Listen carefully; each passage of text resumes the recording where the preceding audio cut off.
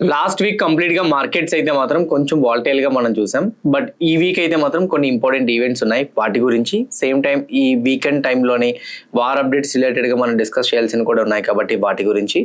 ఈ రోజు వచ్చేసరికి ఇండిపెండెన్స్ డే మీ అందరికీ తెలుసు. ఈ రోజు నరేంద్ర మోడీ గారు కొన్ని స్పీచ్‌లో ఇంపార్టెంట్ పాయింట్స్ మాట్లాడారు. వాటికి రిలేటెడ్‌గా ఏ స్టాక్స్ ఇంపాక్ట్ పడే అవకాశాలు ఉంటాయి. అండ్ సేమ్ టైమ్ అది లాంగ్ టర్మ్ ఉంటుందా, షార్ట్ టర్మ్ ఉంటుందా అన్న దాని గురించి కూడా మనం మాట్లాడాలి. అండ్ అట్లానే కొన్ని ఇంపార్టెంట్ లెవెల్స్ కూడా ఉన్నాయి డిస్కస్ చేయాల్సినవి. కొన్ని కీ ఈవెంట్స్ ఉన్నాయి వాటి గురించి మాట్లాడాల్సింది. గోల్డ్, బిట్ కాయిన్, సిల్వర్ గురించి సమ్ అదర్ స్టాక్స్ గురించి కూడా మనం డిస్కస్ చేద్దాం. వీడియో అయితే మాత్రం ఎండింగ్ వరకు చూడండి. ఇంకోటి వీడియో చూస్తునేటప్పుడు ఏ పాయింట్ ఆఫ్ వ్యూ అయినా కానీ నేను మా టీం మీకు ఎఫర్ట్స్ పెట్టామని అనిపిస్తే డెఫినెట్గా వీడియోని లైక్ చేయండి. ఛానల్ ఇంకా సబ్స్క్రైబ్ చేసుకోకుండా వీడియో చూస్తూ ఉంటే ఛానల్ కూడా సబ్స్క్రైబ్ చేసుకోండి. ఇదే వీడియో మీ ఫ్రెండ్స్ ఆర్ మీ రిలేటివ్ షేర్ చేస్తే హెల్ప్ అవుతుంది అనుకుంటే వాళ్ళకి కూడా షేర్ చేయండి. నా without any delay let's get into our weekly market report. Weekly analysis start చేసే ముందు ఎప్పుడు కూడా మనం పాస్ట్ వీక్ పెర్ఫార్మెన్స్ మాట్లాడతాం. లాస్ట్ వీక్ పెర్ఫార్మెన్స్ ఎందుకు మాట్లాడతాం అంటే లాస్ట్ వీక్లో ఏదైనా ఒక న్యూస్ వల్ల మార్కెట్స్ రియాక్ట్ అయినా, లెవెల్స్ బేస్ చేసుకొని మార్కెట్స్ రియాక్ట్ అయినా కూడా సో ఈ వీక్ అది ఇన్ఫ్లుయెన్స్ చేస్తుందా లేదా అనే ఒక క్లారిటీ కోసం మనం రీక్యాప్ చేసుకుంటాం అనమాట. సో సింపుల్ అండ్ షార్ట్లోని లాస్ట్ వీక్ చూసుకుంటే నిఫ్టీ ఫస్ట్ స్టార్టింగ్ డే నుంచి సో మోస్ట్లీ నిఫ్టీ అయితే మాత్రం కొంచెం బీరిష్ చేయడం మనం చూసాం. కానీ అలా అని బీరిష్ షేర్లో కూడా పెద్ద ఫాల్ రాలే. లాస్ట్ వీక్ స్టార్ట్ అయిన లెవెల్ అయితే మాత్రం 24,600, ఇప్పుడు క్లోజ్ అయింది 24,366. యావరేజ్గా చూసుకుంటే 250 పాయింట్స్ డిక్లైన్ అయితే మాత్రం మనం చూడగలిగాం. సో నిఫ్టీలో వచ్చే 250 పాయింట్స్ ఫాల్, అది కూడా 1 వీక్లో పెద్ద ఫాల్ అయితే కాదు. రెండు, లాస్ట్ వీక్లో మేజర్గా నిఫ్టీకి 24,250 ఇంపార్టెంట్ సపోర్ట్ లెవెల్గా యాక్ట్ చేసింది. ఆ లెవెల్ బ్రేక్ అవ్వకుండా మోస్ట్లీ 3 days నుంచి అయితే మాత్రం ఆ లెవెల్ ప్రొటెక్ట్ చేసుకుంటే అయితే మాత్రం వస్తుంది. థర్డ్ పాయింట్, వార్ రిలేటెడ్గా ఎటువంటి ఇష్యూస్ అయితే మాత్రం సార్ట్అవుట్ అవ్వలేదు. వార్ రిలేటెడ్గా ఇష్యూస్ ఏమీ సార్ట్అవుట్ అవ్వకపోవడంతో మార్కెట్లో అదే వాలటాలిటీ కంటిన్యూ అవ్వడం చూసాం. క్రూడ్ ఆయిల్ అలానే హైయర్ లెవెల్స్ దగ్గర ఉండడం మనం చూసాం. US 10 years బాండ్ డీల్ కూడా అట్లానే ఉంది. వీటితో పాటు కొన్ని మ్యాక్రో ఎకానమీ డేటా పాయింట్స్ యూఎస్కి, ఇండియాకి వచ్చినాయి. అవే ఇన్ఫ్లేషన్ డేటా పాయింట్స్. ఏదైనా పాజిటివ్గా మాట్లాడుకున్నది ఉంది అని అంటే అది ఇన్ఫ్లేషన్ డేటా పాయింట్సే. అట్లానే ఆర్బీఐ వాళ్ళు అయితే మాత్రం బ్యాంక్స్ రిలేటెడ్గా డిపాజిట్స్ పెరిగాయని పాజిటివ్ అప్డేట్ ఇచ్చారు. దానికి కూడా బ్యాంక్స్ రియాక్ట్ అవ్వలేదు. వీటితో పాటు some other like gold and సిల్వర్లో స్ట్రాంగ్ పాజిటివ్ మూమెంటం అయితే మాత్రం లాస్ట్ వీక్ కొంచెం చూడగలిగాం. ఇవి మేజర్గా ఉన్న అప్డేట్స్ అయితే మాత్రం. లాస్ట్ వీక్ న్యూస్ అప్డేట్స్ ఈ వీక్ ఇన్ఫ్లుయెన్స్ చేస్తాయా? దాని ప్రకారంగా చూసుకుంటే టెక్నికల్గా అయితే మాత్రం లెవెల్స్ ఇన్ఫ్లుయెన్స్ చేయొచ్చు. న్యూస్ అప్డేట్స్ పరంగా ఏవైనా చేంజ్ అయ్యా అనేది ఫ్రెష్గా మళ్ళీ మనం అనలైజ్ చేయడం మొదలు పెట్టాలి. దాని గురించి చూసుకుంటే ఫ్రైడే మన మార్కెట్ క్లోజ్ అయిపోయిన తర్వాత నుంచి ఏంటేంటి జరిగిందో ఒక క్లారిటీ మనకి రావాలి. అలా మాట్లాడుకుంటే ఫస్ట్ వన్ వచ్చేసరికి ఇక్కడ చూడండి, ఫ్రైడే యుఎస్ మార్కెట్స్లో 110 పాయింట్స్ నెగిటివ్గా క్లోజ్ అవడం మనం చూసాం. నాస్డాక్ ఏమో 73 పాయింట్స్ నెగిటివ్గా క్లోజ్ అవడం మనం చూసాము. యూరోపియన్ మార్కెట్స్ అన్ని కూడా లిటిల్ బిట్ నెగిటివ్గానే క్లోజ్ అయినాయి. ఏషియన్ మార్కెట్స్ అయితే మాత్రం మిక్స్డ్గా క్లోజ్ అయినట్టు మనకు కనపడుతున్నాయి.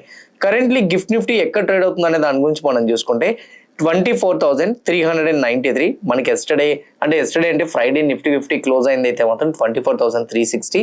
దాని ప్రకారంగా చూసుకుంటే 30 to 40 points gap up opening అంతే. దాన్ని మనం ఫ్లాట్ అనుకోవచ్చు గ్యాప్ అప్ అనుకునే దానికన్నా. As per crude oil, so crude oil prices updates చూసుకుంటే బ్రెంట్ ఆయిల్ ఏమో 1.76% హైయర్ సైడ్ మూవ్ అవుతూ 88.60 దగ్గర క్లోజ్ అయితే, crude oil WTI 1.4% hire side move అవుతూ 82.40 దగ్గర అయితే మాత్రం క్లోజ్ అయింది. US 10 years బాండ్ డీల్ ఇప్పటికీ కూడా 4.696, అంటే ఇప్పటికీ కూడా US 10 years బాండ్ డీల్ కొంచెం హైయర్ లెవెల్స్ దగ్గర ట్రేడ్ అవుతున్నట్టు కనపడుతుంది. ఫ్రైడే అయితే మాత్రం US మార్కెట్స్లో న్యూట్రల్ విత్ నెగిటివ్ మూమెంటం వచ్చింది. గ్లోబల్ సైడ్ నుంచి కమోడిటీ ప్రైజెస్ కానీ US 10 years బాండ్ డీల్ ప్రైజెస్ కానీ మన మార్కెట్స్కి అయితే మాత్రం ఇప్పటికీ కూడా నెగిటివ్ సిచ్యువేషన్సే చూపిస్తుంది. ఓకే, నెగిటివ్ ఇండికేషన్సే. Now Friday US markets close అయిపోయిన తర్వాత కూడా వార్ రిలేటెడ్గా ఎటువంటి పీస్ డీల్స్ అయినా వచ్చినాయా? దాని గురించి చూసుకుంటే ఇక్కడ చూడండి, ట్రంప్ ఈరోజు ఒక స్టేట్మెంట్ ఇచ్చినట్టు కనపడుతుంది. ట్రంప్ ఇచ్చిన స్టేట్మెంట్ ఏంటంటే స్ట్రైట్ ఆఫ్ హార్మోజ్ కంప్లీట్గా అయితే మాత్రం US టెరిటరీలోనే ఉంటుంది. స్ట్రైట్ ఆఫ్ హార్మోజ్ని కంప్లీట్గా మేమే కంట్రోల్ చేయబోతున్నాం. ఇరాన్ని కంప్లీట్గా అయితే మాత్రం స్ట్రైట్ ఆఫ్ హార్మోజ్ దగ్గర కంట్రోలింగ్ లేకుండా మేము చేయాలనుకుంటున్నాం. తొందరలోనే అది చేస్తాం కూడా. ఇప్పటికీ కూడా స్ట్రైట్ ఆఫ్ హార్మోజ్ దగ్గర ఏ షిప్ వెళ్ళాలన్నా కూడా ఈజీగా పాస్ చేసుకోవచ్చు అని చెప్తున్నారు. అతను చెప్పేంత ఈజీ టాక్స్ కాదనేది మనందరికీ తెలుసు. బికాజ్ చాలాసార్లు ట్రంప్ చెప్పారు. సో చాలాసార్లు ట్రంప్ అయితే యూరోప్ నేషన్స్ని పిలవడం జరిగింది సపోర్టివ్గా. చాలాసార్లు ట్రంప్ అయితే మొత్తం స్ట్రైట్ ఆఫ్ హార్మోజ్ మొత్తం మాదే అని స్టేట్మెంట్స్ ఇవ్వడం జరిగింది. బట్ అవి ఎప్పుడు కూడా ప్రాక్టికల్గా ఇంప్లిమెంటేషన్ స్టార్ట్ అవ్వాలి. అంటే సో ట్రంప్ చెప్పారని స్ట్రైట్ ఆఫ్ హార్మోజ్ దగ్గర వెళ్ళినా కూడా షిప్స్ రివర్స్ అయినాయి తప్ప ఒక్క షిప్ కూడా ట్రంప్ చెప్పడం వల్ల క్రాస్ అయిందనే హిస్టరీ అయితే మాత్రం లేదు. దానివల్ల ఈ స్టేట్మెంట్స్ కి మార్కెట్ పాజిటివ్ గా రియాక్ట్ అవుతుందని నేనైతే అనుకోవట్లేదు. అయితే ట్రంప్ ఇచ్చిన స్టేట్మెంట్స్ తర్వాత ఇరాన్ వాళ్ళు కూడా స్టేట్మెంట్స్ ఇచ్చారు. స్ట్రైట్ ఆఫ్ హార్మోజ్ లోని అమెరికా వాళ్ళు ఏం చెప్తే జరుగుతుందని అనుకోవడం అనేది అవాస్తవం. ఇంకోటి ఏంటి అంటే స్ట్రైట్ ఆఫ్ హార్మోజ్ లో వచ్చేసరికి కంప్లీట్ గా ఇరాన్ సైడ్ నుంచి అయితే మాత్రం మోస్ట్లీ డీల్ ఆ డీల్ కుదుర్చుకోవాలంటే మా కండిషన్స్ ని యూఎస్ యాక్సెప్ట్ చేస్తేనే కుదురుతుంది, లేదనుకుంటే మాత్రం స్ట్రైట్ ఆఫ్ హార్మోజ్ ఇలానే బ్లాకేడ్ చేసి ఉంటుంది అని చెప్పి ఇరాన్ కూడా తేల్చి చెప్పేశారు.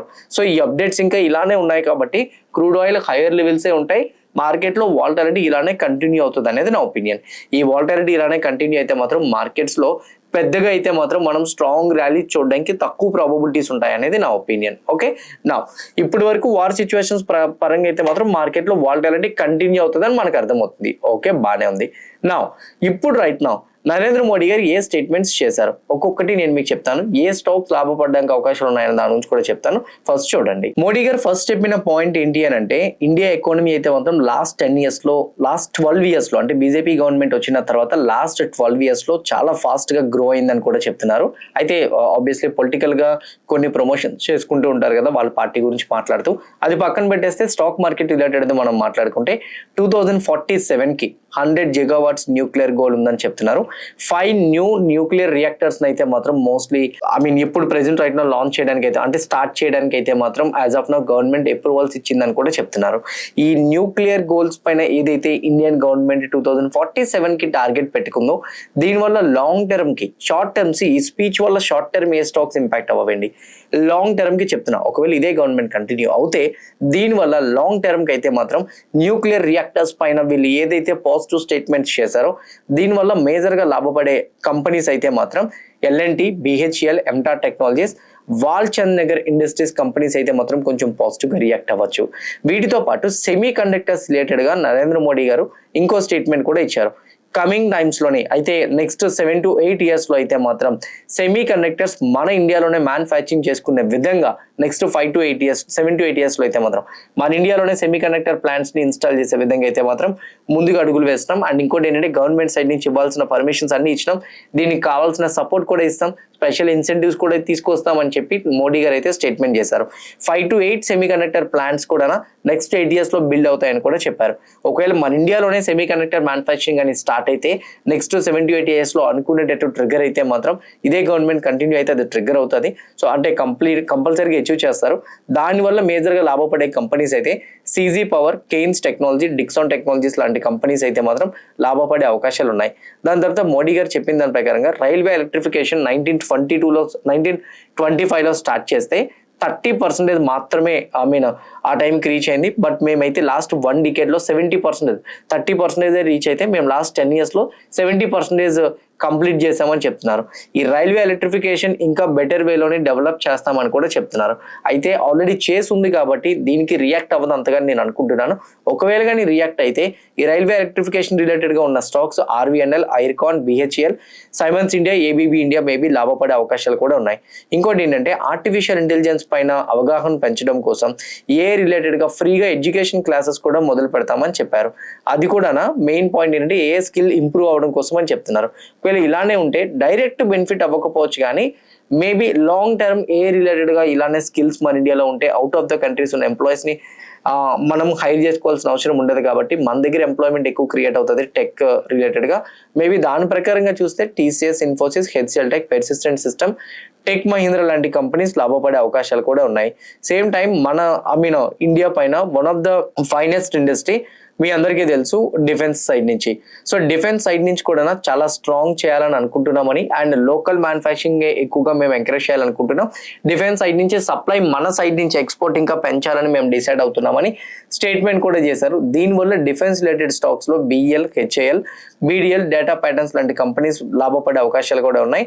అంతేకాదు ఇంకోటి కూడా చెప్పారు, 2014 ముందు 70 cities లో మాత్రమే పైపుడ్ గ్యాస్ లైన్స్ ఉన్నాయని, ఇప్పుడు రైట్ నో 700 cities లో అయితే మాత్రం 12 years లో, లాస్ట్ 12 years లో 700 cities లో పైపుడ్ గ్యాస్ లైన్ మేము ఇన్స్టాలేషన్స్ కంప్లీట్ చేస్తామని చెప్తున్నారు.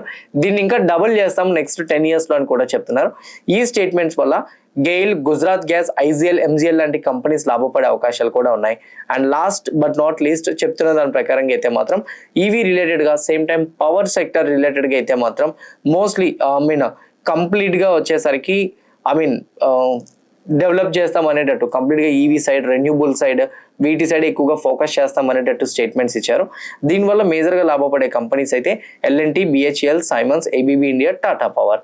ఇవేవి కూడా మోడీ గారు ఇచ్చే స్పీచ్ బట్టి రేపు ఇంట్రాడేలో మీ ట్రేడ్ తీసుకోవడానికో లేకపోతే ఈ వీక్లో పెరిగిపోతుందని చెప్పడానికి కాదండి. ఇలాంటి విజనరీ స్టేట్మెంట్స్ వల్ల మోస్ట్లీ ఏ స్టాక్స్ మీద నెక్స్ట్ గవర్నమెంట్ ఫోకస్ చేస్తుందని అర్థం చేసుకుంటే బెటర్ వేలోని ముందుగానే ఆ స్టాక్స్ డిప్ అవుతున్నప్పుడు, లెట్స్ ఎన్ ఎగ్జాంపుల్, ఈ స్టాక్స్లో ఏమైనా కొంచెం డిస్కౌంట్లు ఉన్నాయి అనుకోండి, కేన్స్ టెక్నాలజీ 140% డిస్కౌంట్లో ఉంది, డిక్సాన్ టెక్నాలజీ 75% డిస్కౌంట్లో ఉంది. ఇలా డిస్కౌంట్లో ఉన్న స్టాక్స్ ముందుగానే ఆపర్చునిటీకి మీకు వస్తాయన్నమాట. ఇట్లాంటి స్టేట్మెంట్ ద్వారా మీకు లాభపడేది అదే. షార్ట్ టర్మ్కి లేకపోతే స్వింగ్ ట్రేడింగ్ తీసుకోవడానికి వాటికైతే మాత్రం ఈ స్టేట్మెంట్స్ మీకు యూజ్ అవ్వనేది నా ఒపీనియన్. నా ఎఫ్ఐ డేటా, డిఐ డేటా ప్రకారంగా చూసుకుంటే ఎఫ్ఐఐ ఆన్ ఫ్రైడే 508 crores మార్కెట్లో బై చేస్తే డిఐ 356 crores మార్కెట్లో బై చేయడం జరిగింది. వాళ్ళు F&Oలో బిల్ చేసిన డేటా ప్రకారంగా చూస్తే 1,77,000 పొజిషన్స్ ఇప్పటికీ FII index future side positions continue చేస్తున్నారు. ఆల్మోస్ట్ 4 to 5% పొజిషన్స్ అయితే మాత్రం ఫ్రెష్గా యాడ్ చేశారు కూడా ఇండెక్స్ ఫ్యూచర్ సైడ్. అలానే ఎఫ్ఐఐ ఇండెక్స్ ఆప్షన్స్ సైడ్ అయితే మాత్రం 7,74,000 పొజిషన్స్ ని మెయింటైన్ చేస్తున్నారు. FII index future side positions handle చేస్తున్నారని అంటే మార్కెట్ ఏదైనా పాజిటివ్ న్యూస్ వస్తే వీటన్నిటిని షార్ట్ కవరింగ్ చేయడానికి ఛాన్స్ ఉంటుంది. పాజిటివ్ న్యూస్ ఒకవేళ రాకపోతే మాత్రం మేబీ మార్కెట్లో స్లోగా న్యూట్రల్ విత్ నెగిటివ్గా మొమెంటమ్ని క్రియేట్ చేయడానికి ఛాన్స్ ఉంటుంది. అందుకే మార్కెట్లో మనకి సడన్ స్పైక్ అవుతున్న, డిప్ అవడం ఇట్లాంటివి మనం చూడగలుగుతున్నాం. ఓకే, నా ఈ వీక్ మనం మార్కెట్స్లో ట్రాక్ చేయాల్సిన ఇంపార్టెంట్ ఈవెంట్స్ ఏంటి? మేజర్గా లాస్ట్ వీక్లో అయితే మాత్రం టాటా స్టాక్స్ అన్ని ఫాలో అయినాయి. మీకు తెలుసు టాటా సన్స్ యొక్క చైర్మన్ ఎన్ చంద్రశేఖర్ గారు అయితే మాత్రం రిజైన్ చేయడం జరిగింది. February 20, 2027కి రిజైన్ చేస్తానని చెప్పారు, కంటిన్యూ అవునని చెప్పారు. దానివల్ల టాటా స్టాక్స్ అన్ని ఫాలో అయినాయి. మరి ఈ వీక్ పరంగా చూసుకుంటే August 17th అంటే మండే వచ్చేసరికి లేబర్ మార్కెట్ డేటా రాబోతుంది.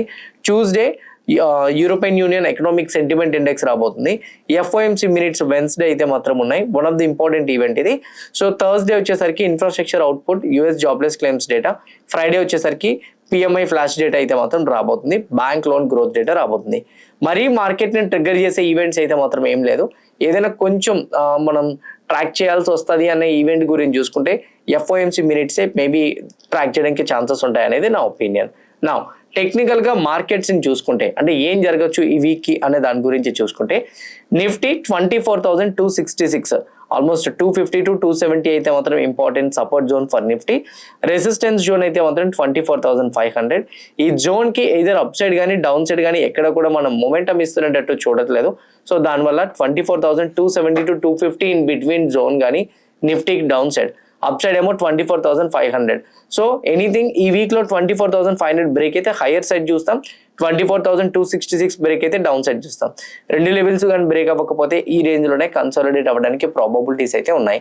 When it comes to the Sensex రిలేటెడ్గా చూసుకుంటే 77,500 ఈ వీక్ డౌన్ఫాల్ రాకుండా సపోర్ట్ చేయగలిగిన లెవెల్ ఏదైనా ఉందానంటే సెన్సెక్స్కి అది 77,500. ఒకవేళ కానీ ఈ 77,500 కానీ బ్రేక్ అవ్వకపోతే 78,000ని రీటెస్ట్ చేయడానికి వెళ్ళొచ్చు. అది కూడా బ్రేక్ చేస్తే పాజిటివ్ సైడ్ చూడొచ్చు. అంటే for Sensex positive momentum 78,000 level మీద డిపెండ్ అయ్యి ఉంది. ఫర్ డౌన్ సైడ్ 77,500 మీద డిపెండ్ అయ్యి ఉంది అనేది నా opinion. When it comes to the bank Nifty 57,500 bank నిఫ్టీకి ఇంపార్టెంట్ సపోర్ట్ లెవెల్. బట్ కాకపోతే నా పాయింట్ ఆఫ్ వ్యూలో బ్యాంక్ నిఫ్టీకి మేజర్ సపోర్ట్ లెవెల్ చూసుకుంటే మాత్రం 57,000 అనేది psychological number. Anything 57,000 psychological number break అయితేనే బ్యాంక్ నిఫ్టీలో బీరిష్ మొమెంటం వస్తుంది. లేదనుకుంటే 58,000 ఆర్ 58,500ని రీటెస్ట్ చేయడానికి బ్యాంక్ నిఫ్టీ వెళ్ళొచ్చు. ఫిన్ నిఫ్టీకి అయితే మాత్రం 26,200 ఇంపార్టెంట్ సపోర్ట్ లెవెల్. ఆల్రెడీ అది బ్రేక్ అవ్వడానికి ట్రై చేస్తుంది ఫిన్ నిఫ్టీ. ఎనీథింగ్ ఈ 26,200 లెవెల్ కానీ ఫిన్ నిఫ్టీ బ్రేక్ చేస్తే స్లోగా ఫిన్ నిఫ్టీలో మనం 25,500 వరకు డిప్ చూడొచ్చు. ఒకవేళ కానీ 25,500 ఆర్ 600 లెవెల్స్ వరకు డిప్ చూడకూడదు అని అనుకుంటే 26,200 లెవెల్ బ్రేక్ అవ్వకుండా అప్ సైడ్ బౌన్స్ అవుతూ కనిపించాలి. అలా అప్ సైడ్ బౌన్స్ అవుతూ కనిపిస్తే మాత్రం 26,700 వరకు మనం మొమెంటమ్ని ఎక్స్పెక్ట్ చేయొచ్చు. ఇది మేజర్గా అయితే మాత్రం. నా బిట్ కాయిన్ రిలేటెడ్గా చూస్తే బిట్ కాయిన్కి అయితే మాత్రం as of now 63,000 level important, 62,000 level important support level. Currently bit coin 63,000 దగ్గర కన్సాలిడేట్ అవుతుంది. నిన్న ఒక స్టేజ్లో బిట్ కాయిన్ ఆల్మోస్ట్ 62,500 వరకు ఫాలో వచ్చేసింది. మేబీ 64,000 బిలో ఉంది కాబట్టి ఈ రోజు రేపు ఈ 2 రోజుల్లో 62,000ని రీటెస్ట్ చేయడానికి ఛాన్సెస్ అయితే మాత్రం ఉన్నాయి. ఎనీథింగ్ 62,000 లెవెల్ కూడా బ్రేక్ చేస్తే మనం కరెక్షన్ చూడొచ్చు. లేదనుకుంటే మాత్రం అంత ఫాస్ట్గా మనం డిప్ చూసే ఛాన్సెస్ అయితే మాత్రం తక్కువ. 62,000 నుంచి 64,000 ఇన్ బిట్వీన్లో ట్రేడ్ అవ్వచ్చు. గోల్డ్ పరంగా మాట్లాడుకుంటే 4,350 సైకలాజికల్గా ఉన్న సపోర్ట్ లెవెల్. బట్ ఇంకోటి ఏంటి అంటే గోల్డ్ రిలేటెడ్గా ఉన్న ఈవెంట్స్ పరంగా మాట్లాడుకుంటే మాత్రం మేజర్గా మనం వార్ రిలేటెడ్ సిచ్యువేషన్స్ ఇంకా అలానే ఉన్నాయి. క్రూడ్ ప్రైస్ హైయర్ లెవెల్స్ దగ్గర ఉన్నాయి. క్రూడ్ కానీ ఒకవేళ $90 అబౌవ్ కానీ క్రాస్ అయితే నెక్స్ట్ వీక్లో మేబీ గోల్డ్ 4,350 మళ్ళీ డౌన్ సైడ్ బ్రేక్ అవ్వడానికి ఛాన్సెస్ అయితే మాత్రం ఉన్నాయి. When it comes to the silver related గా చూస్తే 63.5 ఇంపార్టెంట్ సపోర్ట్ లెవెల్. సిల్వర్ ఈ సపోర్ట్ లెవెల్ బ్రేక్ అయింది అని అనుకోండి, మనం డిప్ చూడొచ్చు. సపోర్ట్ లెవెల్ బ్రేక్ అవ్వకపోతే 63.5 అబోవ్నే కన్సాలిడేట్ అవ్వడానికి ఛాన్సెస్ ఉంటాయి. గోల్డ్, సిల్వర్, బిట్ కాయిన్స్ లో మేజర్ మూమెంటం అంతా కూడా క్రూడ్ ఆయిల్ అబోవ్ 90కి వెళ్తున్న దాని మీద డిపెండ్ అయి ఉంటుంది. క్రూడ్ ఆయిల్ అబోవ్ 90కి వెళ్తే మాత్రం మేజర్ గా గోల్డ్ అండ్ సిల్వర్ ఇంపాక్ట్ పడడానికి అవకాశాలు ఉంటాయి అనేది నా ఒపీనియన్. వీటితో పాటు మీరు ట్రాక్ చేయాల్సింది అయితే మాత్రం నెక్స్ట్ జరగబోతున్న FOMC మినిట్స్ లోని, సేమ్ టైం వచ్చేసరికి US 10 years బాండ్ డీల్, ఇవి ట్రాక్ చేస్తే గోల్డ్ అండ్ సిల్వర్ ప్రైజెస్ లో కొంచెం యాక్యురేట్ గా మీకు అనాలిసిస్ చేసుకోవడానికి కన్విక్షన్ అయితే మాత్రం పెరుగుతుంది. నా gold and silver, bit coin లో, US స్టాక్స్ లో మీరు యాక్టివ్ గా ట్రేడ్ చేద్దాం అనుకుంటే ఇక్కడ బికాజ్ చాలా స్టాక్స్ డ్రాప్ అవుతున్నాయి చూడండి. స్కై AI ఆల్మోస్ట్ 6.8% డ్రాప్ అయింది, స్పేస్ X 2%, ఇంటెల్ 3%, మార్వెల్ 1.65%, ఇలాగా లైక్ అమెజాన్, యాపిల్, మెటా ఇలా చాలా స్టాక్స్ డిప్ అవుతున్నాయి. సో మనకి ఇండియాలో ఐటీ కంపెనీస్ ఎలానో ఇలా US లో కూడా కొన్ని టెక్ కంపెనీస్ మల్టీబ్యాగర్ రిటర్న్స్ ఇచ్చినవి, సేమ్ టైం మంచి ఫ్యూచర్ గ్రోత్ ఉన్న కంపెనీస్ ఉన్నాయి. అట్లాంటి కంపెనీస్ లో మీరు ఇన్వెస్ట్మెంట్ చేయాలంటే యూజువల్గా అయితే మాత్రం ఫారెన్ బ్రోకింగ్ అకౌంట్ ఓపెన్ చేయాలి. బట్ డెల్టా అనుకోండి, జస్ట్ మీరు ఓపెన్ చేస్తే US stocks, European stocks, same time Asian stocks, gold and silver, bit coin అన్ని కూడా ట్రేడ్ చేయొచ్చు. మేజర్గా ఉన్న బెనిఫిట్ 24/7 ట్రేడ్ చేసుకోవచ్చు. లెవరేజ్ ఉంటుంది, ఎక్స్పైరీ అయితే మాత్రం ఉండదు. లెవరేజ్కి మాత్రం ఛార్జెస్ ఉంటాయి. ఓకే, ఎవరైనా అకౌంట్ ఓపెన్ చేద్దాం అనుకుంటే కింద కామెంట్ బాక్స్లో నేను లింక్ ఇస్తున్నా, ఆ లింక్ క్లిక్ చేసి అకౌంట్ ఓపెన్ చేసుకోండి. ఇంకోటి ఏంటంటే అకౌంట్ ఓపెన్ చేసిన తర్వాత ఎలా యూజ్ చేయాలో తెలియకపోతే దాని కింద నేను యూట్యూబ్ వీడియో లింక్ కూడా పెడుతున్నా. ఆ లింక్ క్లిక్ చేసి మీరు వీడియో చూసినా కూడా ఎలా ట్రేడ్ చేయాలి ఈ అకౌంట్లో అనేది మీకు క్లారిటీ అనేది వస్తుంది. ఇన్ఫర్మేషన్ మొత్తం హెల్ప్ అయిందని నేనైతే అనుకుంటున్నా. ఇన్ఫర్మేషన్ హెల్ప్ అయితే వీడియో లైక్ చేయండి. ఛానల్ ఇంకా సబ్స్క్రైబ్ చేసుకోకుండా వీడియో చూస్తూ ఉంటే ఛానల్ కూడా సబ్స్క్రైబ్ చేసుకోండి. ఇదే వీడియో మీ ఫ్రెండ్స్ ఆర్ మీ రిలేటివ్ షేర్ చేస్తే హెల్ప్ అవుతుంది అనుకుంటే వాళ్ళు కూడా షేర్ చేయండి. See all in Monday morning pre market analysis. Happy weekend everyone. Bye.